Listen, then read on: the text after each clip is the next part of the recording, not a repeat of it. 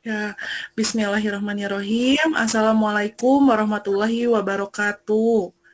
Waalaikumsalam Waalaikumsalam. warahmatullahi wabarakatuh. Yang, yang saya hormati Ibu Pengawas dan Bapak Kepala Sekolah, juga rekan-rekan guru.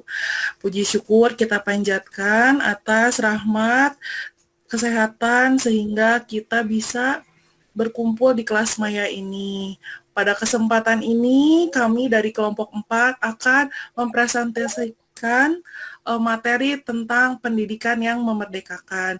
Untuk paparan materi yang pertama, mengenai materi dasar-dasar pendidikan menurut Ki Hajar Dewantara akan dipaparkan oleh Ibu Yurista, dan materi yang kedua tentang Merdeka Belajar akan dipaparkan oleh saya. Untuk Ibu Yurista dipersilahkan untuk memaparkan materi pertama. Baik, terima kasih Bu Nadia. Di hari ini Bapak Ibu, kita akan membahas pendidikan yang memerdekakan. Untuk materi pertama, kita akan membahas tentang filosofi pendidikan Ki Hajar Dewantara. Nah, sebelum kita memasuki apa pengertian dari pendidikan, kami ingin bertanya terlebih dahulu Bapak Ibu, kira-kira apa yang dimaksud dengan pendidikan menurut Bapak Ibu? Mungkin ada salah satu dari Bapak Ibu yang ingin menyampaikan pendapat tentang pendidikan. Mungkin ada salah satu dari Bapak Ibu. Ya, boleh saya, Bu Bu Yuris. Hani. Ya, Oh, baik Bu Hani. ya karena saya nggak apa saya ya, Bu Yuris ya. Siap, Pendidikan Ibu. itu jadi membimbing begitu ya, manusia. Kalau tidak salah ada yang memanusiakan manusia begitu supaya tadi ketika dengan pendidikan dari manusia yang tahu, yang tidak tahu menjadi tahu, yang tidak bisa menjadi bisa. Mungkin seperti itu, Bu Yuris. Benar sekali Bu Hani. Bu Hani luar biasa sekali ya Bu. Benar apa yang sudah disampaikan Bu Hani. Jadi menurut Ki Hajar Dewantara itu beliau menjelaskan bahwa tujuan pendidikan yaitu menuntun segala kodrat yang ada pada anak agar mereka dapat mencapai keselamatan dan kebahagiaan yang setinggi-tingginya, baik sebagai manusia maupun sebagai anggota masyarakat. Oleh karena itu, pendidik itu hanya menuntun tumbuh atau hidupnya kekuatan kodrat yang ada pada anak-anak agar dapat memperbaiki lakunya, bukan dasarnya, hidup dan tumbuhnya kekuatan kodrat anak. Nah, dalam proses menuntun, anak diberi kebebasan, namun pendidik sebagai pamong dalam memberi tuntunan dan arahan agar anak tidak kehilangan arah dan membahayakan dirinya. Seorang pamong dapat memberikan tuntunan agar anak dapat menemukan kemerdekaannya dalam belajar. Nah, jadi pada intinya Bapak Ibu, kita sebagai pendidik, itu kita memberikan kesempatan kepada peserta didik untuk menentukan tujuan hidup yang telah dipilih dari peserta didik tersebut untuk menjadi manusia yang bahagia dan bermanfaat bagi masyarakat. Nah, sebagai pendidik, kita juga perlu menuntun peserta didik agar peserta didik itu tidak keluar jalur atau sesuai track dan tetap berpedoman pada norma-norma yang ada, begitu Bapak Ibu. Nah, untuk selanjutnya, kita akan membahas tentang filosofi pendidikan Ki Hajar Dewantara, yaitu student center. Istilah yang beliau pergunakan adalah berhamba pada sang anak. Nah, kira-kira seperti apa keterkaitan filosofi ini dengan peran Bapak atau Ibu sebagai pendidik? Mungkin dari Bapak Ibu ada yang ingin berpendapat mengenai filosofi Ki Hajar Dewantara, yaitu student center atau berhamba pada sang anak, begitu. Mohon dibantu Bu Hani. Bu Yuri. Oh, baik Ibu. Mohon maaf kalau suara saya nggak begitu jelas. Sudah jelas Ibu. Jadi keterkaitan antara filosofi Ki Hajar Dewantara dengan pendidikan, bahwa kita sebagai pendidik harus menjadikan anak sebagai pusat perhatian kita. Bahkan Ki Hajar Dewantara itu kalau saya tidak salah menitik beratkan bahwa seorang guru itu harus menjadi hamba bagi anak didiknya. Mungkin harus menjadi pelayan dalam hal ini ya, pelayan dalam kemajuan prestasi, kompetensi, minat, bakat yang dimiliki oleh anak. Terima kasih Baik. Bu Yuri. Baik, terima kasih Ibu. Ini Bu Nur, saya tidak bisa Betul. melihat. Oh, Betul. baik Bu Nur, luar biasa Bu Nur. Terima kasih Bu Nur atas pendapat dari Bu Nur tentang berhamba pada sang anak. Nah, untuk selanjutnya, memang benar Bu Nur, jadi pendidikan yang menghamba pada anak itu menekankan pada minat, kebutuhan dan kemampuan individu, lalu menjanjikan model pembelajaran yang menggali motivasi intrinsik untuk membangun masyarakat yang suka dan selalu belajar. Nah, model belajar ini sekaligus dapat mengembangkan kualitas sumber daya manusia yang dibutuhkan masyarakat seperti kreativitas, kepemimpinan, rasa percaya diri, kemandirian, kedisiplinan, kekritisan dalam berpikir, lalu kemampuan berkomunikasi dan bekerja dalam tim, keahlian teknis, serta wawasan global untuk dapat selalu beradaptasi terhadap perubahan dan perkembangan. Jadi pada intinya Bapak Ibu, pendidikan yang menghamba pada anak itu adalah pendidikan yang menekankan pada minat, kebutuhan, dan kemampuan peserta didik atau individu peserta didik untuk menggunakan model belajar yang digunakan untuk model belajar tersebut untuk menggali potensi siswa dan untuk mengembangkan kualitas dari sumber daya manusia begitu. Nah, untuk selanjutnya Bapak Ibu, kita akan membahas tentang Merdeka Belajar. Untuk topik yang ini akan disampaikan oleh Bu Nadia. Kami persilakan Bu Nadia. Baik, terima kasih Ibu. Bapak Ibu, saya akan memaparkan materi tentang Merdeka Belajar. Sebelum memasuki materinya, saya akan bertanya kepada Bapak Ibu, apa pendapat Bapak Ibu tentang Merdeka Belajar? Silakan. Ada yang mau berpendapat? Boleh Ibu Anindita? Ibu Tra? Mangga? Saya boleh, Bu? Merdeka Belajar. Mangga Ibu Hani. Ya, saya ingin berpendapat ya Bu Nadia tentang Merdeka Belajar begitu ya. Tadi yang sudah disampaikan oleh Bu Yurista bahwa Merdeka Belajar itu tadi kita mengajar begitu ya. Siswa itu belajar sesuai dengan tingkatannya seperti itu ya. Saya juga ingin mengomentari tadi bahwa menghambakan siswa begitu ya. Jadi kalau pemikiran saya itu bukan kita mengagungkan siswa mau gini kita turutin semua, bukan seperti itu gitu. Tapi kan mendidik itu kan tadi kita memberikan apa yang mereka butuhkan, bukan yang mereka inginkan seperti itu, sesuai dengan kemampuannya tadi gitu kan yang sudah disampaikan oleh Bu Yuris. Ya, terima kasih. Mungkin seperti itu. Terima kasih Bu Hani, luar biasa sekali. Terima kasih Bu Hani. Iya, benar sekali Bu Hani. Ibu bisa dilanjut di slide selanjutnya. Oh, baik Ibu. Nah, benar Bu Hani bahwa Ki Hajar Dewantara juga mempunyai filosofi pendidikan merdeka itu berbudaya, upaya dengan sengaja untuk memajukan hidup, tumbuhnya budi pekerti, rasa, pikiran, roh, dan badan anak dengan jalan pengajaran, teladan, dan pembiasaan, jangan disertai perintah dan pelaksanaan. Jadi kita tidak boleh memaksa, ada unsur keterpaksaan atau perintah, jadi kita harus melihat potensi minat bakat dari peserta didik.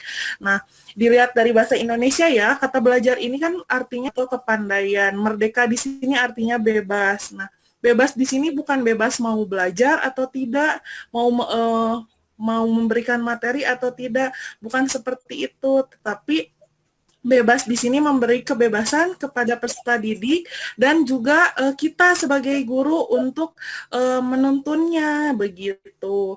Lalu merdeka belajar juga di sini diartikan sebagai bebas berekspresi. Guru dan peserta didik bebas mengutarakan pemikiran dan bukan guru yang utama dalam memberikan pembelajaran. Siswa itu bisa mendapatkan pembelajaran dari mana saja. Jadi yang tadi sudah dibahas oleh Bu Yuri yaitu student center ya Bu Yuri ya. Benar, Tidak hanya guru yang menjadi sumber utama dalam belajar begitu. guru dan siswa, orang tua juga harus bersinergi dalam kegiatan tujuan Merdeka Belajar ini gitu, untuk bekerja sama meningkatkan membantu siswa untuk mencapai apa yang dia cita-citakan gitu, Bapak Ibu. Nah, di Indonesia ini saya lihat dunia anak-anak itu hanya sebatas kelasnya, dan mimpinya itu hanya sebatas acungan tangan mereka ketika mereka menjawab pertanyaan dari kita. Sementara kita itu mengharapkan mereka mempunyai cita-cita, mempunyai angan-angan yang setinggi mungkin. Nah, tetapi untuk hal itu bisa terjadi, mereka bisa mencapainya, merdeka belajar itu, kita juga sebagai guru harus merdeka belajar, begitu Bapak Ibu. Selanjutnya Bu Yuri, tayangan slide-nya. Nah, di sini ada piramida ya, yang menggambarkan piramida yang pertama itu menggambarkan pendidikan yang sekarang gitu, yang kurikulum yang lalu gitu, 2013. Pemerintah, lalu pemerintah daerah, pimpinan sekolah, baru guru ke siswa. Ini itu dari atas ke bawah ke kita, tapi kita harus berusaha membalikan piramida ini menjadi kita yang di atas, guru. Nah, nanti pertanyaannya adalah bagaimana pemerintah bisa hal apa yang bisa dilakukan pemerintah untuk meningkatkan skala dan praktik-praktik yang memang sudah ada potensinya gitu, guru-guru yang menyusun RPP-nya. Kita melihat siswa juga, siswa bakatnya dari mana, dia menyukai pembelajaran mata pelajaran apa, menggali minat siswa. Jangan dititik beratkan kepada aspek kognitif saja, penilaian saja, angka saja gitu, tetapi harus juga melihat potensi siswa. Begitu Bapak Ibu. Selanjutnya Bu Yuri. Baik Bu. Nah, Ki Hajar Dewantara ini kecintaannya terhadap dunia pendidikan, mendirikan sekolah atau yayasan Taman Siswa. Didirikan Ki Hajar Dewantara pada 3 Juli tahun 1922 di Yogyakarta. Pada awalnya, sekolah Taman Siswa ini diberi nama National Underwich Institut Taman Siswa, yang merupakan realisasi gagasan beliau bersama-sama dengan teman di paguyuban Sloso Kliwon. Sekolah Taman Siswa ini sekarang berpusat di Balai Ibu Pawiyatan Majelis Luhur di Jalan Taman Siswa Yogyakarta. Mempunyai 129 sekolah cabang di berbagai kota di seluruh Indonesia. Lanjut dari Nah, ada prinsip dasar Taman Siswa yang sudah kita kenal ya, yaitu Ingarsa Sung Tulada, yang di depan memberi teladan, Ingma Dia Mangun Karsa, yang di tengah membangun kemauan atau inisiatif, Tuturi Handayani, dari belakang mendukung. Bapak Ibu, dari hasil paparan saya ini, apakah ada yang mau ditanyakan? Atau Ibu, ada yang mau menambahkan pendapat? Bertanya Ibu, saya Ibu. Ya, mangga Bapak Firman. Pak Firman. Yang slide terakhir, yang slide yang piramida coba. Nah ya, ini kan Bu, sebelumnya kan Ibu tadi udah memaparkan ya, yang pemerintah pusat, terus daerah kan di balik ini kan Bu ya. Nah yang jadi pertanyaan saya tuh gini, intinya kan Merdeka Belajar tuh menggali kompetensi siswa kan? Ya. Itu kan yang ujung-ujungnya pasti siswa tuh kedepannya kan gimana sih biar kompetensi anak tuh tergali terus bersaing di industri 4.0 itu kan, gitu, revolusi industri. Nah saya tanya tuh ini, gimana kan semua peserta didik tuh orang tua kan berbeda Bu ya, latar belakangnya, psikologinya, sosialnya juga begitu. Nah gimana kalau caranya tuh mengatasinya peserta didik yang kurang mampu gitu kan, tanda kutipnya itu kan, begitu, karena kan di lapangan juga kita nggak boleh tutup mata juga, boleh hasil di lapangan juga gitu kan, harus melibatkan stakeholder juga gitu, kayak perwakilan lembaga sekolah, pimpinan, bahkan seperti kelurahan juga harus tahu, mungkin kan di data lagi dikaji begitu kan. Nah, bagaimana Bu caranya menggali potensi peserta didik yang kategorinya kurang mampu begitu? Enggak sih Bu, paling itu aja saya nanyanya. Oke, Bu. Ya, Boleh makasih, Pak. ditambahkan sama Arif ya, Bu Nadia? Iya, mangga Bapak. Mangga Bapak. Mangga Bapak. Boleh Oh, dijawab. mangga, Mangga Pak. Ya, Ya, kebetulan Bu Nadia sekelompok, kebetulan saya lewat dengan pertanyaan dari Pak Firman. Tapi nah Pak Agus Pak nyanamin apa? Ya, Pak Agus nuju nguriling, Bapak ayeuna ka dieu gitu, ngurilingan teh ya. Bapak. Bapak Agus nuju sareng Bapak Kepala Sekolah, abdi nembe beres. Pak. Mohon punten sakdiknya, bayi mah nambihan unggul. Mohon Pak, mangga Pak. Tadi kan untuk mengatasi bagaimana cara mengatasi siswa yang kurang mampu begitu ya. Ya, mohon Pihak Pak, sekolah mengenai itu potensinya gitu. oke. Kalau dilihat kalau ini mengacu pertanyaan dari Pak Firman, pemerintah saat ini kan sedang gencar-gencarnya memberikan layanan kepada masyarakat dalam bidang pendidikan ya. Nah, apalagi saat ini kita PPDB juga melayani siswa katakanlah dengan kategori miskin. Nah, ada yang jalur khusus, ada yang jalur melalui KIP, ada yang melalui keluarga prasejahtera yang dimasuknya dalam afirmasi. Nah, itu adalah salah satu bentuk layanan dari sekolah juga ya, yang katakanlah program pemerintah yang difasilitasi oleh sekolah, yaitu untuk memfasilitasi masyarakat atau siswa yang kurang mampu. Yaitu mereka itu bantuannya selama mereka masih mendapatkan hak itu sampai mereka tamat belajar SMA juga masih mendapatkan bantuan seperti itu. Adapun di sekolah bila tidak tercover oleh yang namanya katakanlah KIP atau itu bisa diajukan tadi ke gimana layanan untuk daerah seperti masyarakat atau kelurahan. Sama dari ajuan itu, KIP segala macam itu, bantuan itu ya datangnya selain dari sekolah juga dari pemerintah daerah yang diajukan ke dinas sosial, sehingga anak tersebut mendapatkan layanan atau katakan fasilitas dari pemerintah yang gratis untuk melaksanakan kegiatan belajar. Adapun sekolah, dulu di pengalaman dulu, kalau sekarang mungkin belum terjadi lah. Beberapa orang guru dari kita itu biasanya melihat siswa di dalam kelas ada yang kekurangan. Biasanya wali kelas itu ada yang namanya subsidi silang. Contoh misalkan dulu itu anak tersebut tidak bisa membeli buku, tidak bisa jajan, tidak bisa katakanlah dalam hal ini kekurangan.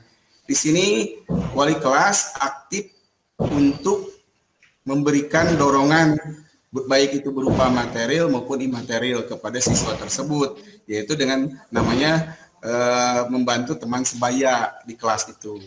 Nah, itu program di OSIS juga sama ada, kalau memang anak tersebut kurang mungkin ada dari donasi dari yang namanya tadi kan ada sihjan, menyisihkan jajan. Artinya itu untuk membantu siswa yang tadi kekurangan tadi. Bila mereka membutuhkan hal-hal yang diperlukan dalam belajar, sekolah bisa membantu. Mungkin itu Pak Firman untuk tambahannya. Terima kasih. Assalamualaikum. Waalaikumsalam Bapak. Ya. Mangga Bu Nadia, Terima boleh kasih, dilanjutkan. Pak. Ya, ada lagi pertanyaan yang mau mengajukan pertanyaan atau menambahkan? Saya Bu, Assalamualaikum, boleh nggak ajukan pertanyaan?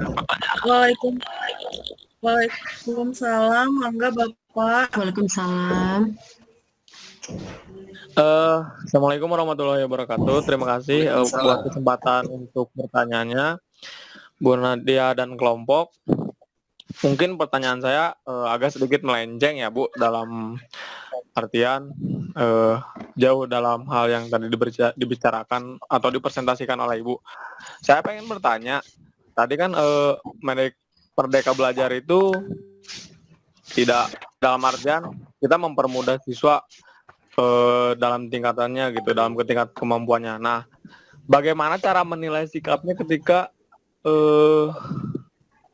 dalam pembelajaran untuk tahun sekarang gitu? Apakah dilihat dari apanya gitu? Terima kasih Bu. Assalamualaikum. Ya. Bu Nadia dulu, Bu Yuri Terima dulu, kasih Bapak. silakan. Mangga Bu Yuri, ada mau menjawab? mungkin saya mau mencoba menjawab, Bu Nadia. Jadi untuk sekarang ini, untuk tahun-tahun ini, jujur karena saya juga masih baru di SMP 38, saya belum mengenal karakter anak. Yang saya bisa nilai adalah dari tugas mereka dalam mengerjakan tugas-tugas yang sudah kita berikan. Untuk masalah sikap, untuk kondisi daring seperti ini, saya hanya bisa menilai dari kemauan mereka untuk mengerjakan tugas, lalu keinginan mereka ketika mereka mau bertanya, Bu, tugasnya apa? Dan mereka juga mengisi absen. Mungkin itu yang bisa saya nilai. Untuk sikap secara detail, saya masih belum bisa. Untuk daring seperti ini ya, Bapak Ridwan, apalagi saya juga masih baru, belum mengenal anak-anak secara keseluruhan. Jadi mungkin hanya aspek dari rajinnya anak untuk mengerjakan tugas, kemudian dari rajinnya mereka juga untuk mengisi absen. Mungkin hanya itu. Mungkin Bu Nadia dan Pak Arif mau menambahkan? Terima kasih Bu Yuri. Pak Arif, bagaimana menambahkan dulu? Nambahkan sedikit aja ya, sedikit aja. Untuk Pak Ridwan, bagaimana menilai siswa otomatis karena sekarang ini masanya adalah masa pandemi, penilaian itu banyak kan, ada yang penilaian sifatnya normatif, ada juga sifat yang di sini karakter di sini ya. Cuman untuk seperti normatif yang biasa pengumpulan tugas otomatis karena kita melalui daring, anak yang sering mengumpulkan dan sering mengabsen itu kita bisa anggap secara umum dia itu adalah rajin dan juga aktif. Tapi bila siswanya tidak mengumpulkan tugas atau katakanlah ya jarang hadir, otomatis kita anggap pukul rata bahwa anak itu kurang disiplin. Itu salah satu penilaian yang sangat gampang ya untuk saat ini. Tetapi bila dihubungkan dengan yang namanya pendidikan merdeka belajar atau merdeka belajar, sebenarnya untuk merdeka belajar ini masih ada kendala. Dua hal yang kendalanya itu yang pertama di sini adalah merdeka belajar itu belum bisa optimal dilakukan karena sumber daya manusianya juga ya baik itu guru, yang terutama guru lah, guru itu belum merata, baik itu kreativitasnya ya segala macam ini belum produktivitasnya juga belum terlihat. Yang kedua yaitu mentalitas siswa dan guru juga, yang tadi mentalitas siswa dan guru itu sama. Yang melek internet mungkin akan merasa nyaman, tetapi yang kurang melek internet atau melek IT di sini mungkin akan kewalahan baik siswa maupun guru. Jadi untuk penilaian ini bukan cuma untuk siswa, penilaian kita secara keseluruhan adalah guru juga banyak yang gamang terhadap IT ini, sehingga penilaiannya kurang maksimal terhadap siswa. Jadi jangan selalu menyalahkan siswa, misalkan menilainya begini-gini, justru kita harus kembali lagi bahwa sumber daya manusia dari guru itu sendiri juga belum maksimal. Jadi untuk penilaian untuk siswa itu secara umum normatif ya, dengan cara mengerjakan tugas, anak aktif itu sudah cukup menurut kami. Terima kasih. Assalamualaikum. Terima kasih Pak Ridwan. Saya juga izin menambahkan ya, untuk penilaian sikapnya di semester ini, di tahun ajaran ini, biasanya selain dari kelengkapan tugas dan kemauan peserta didik untuk menyelesaikan tugas, biasanya saya juga mengambil aspek dari bagaimana dia menjalin komunikasi dengan kita.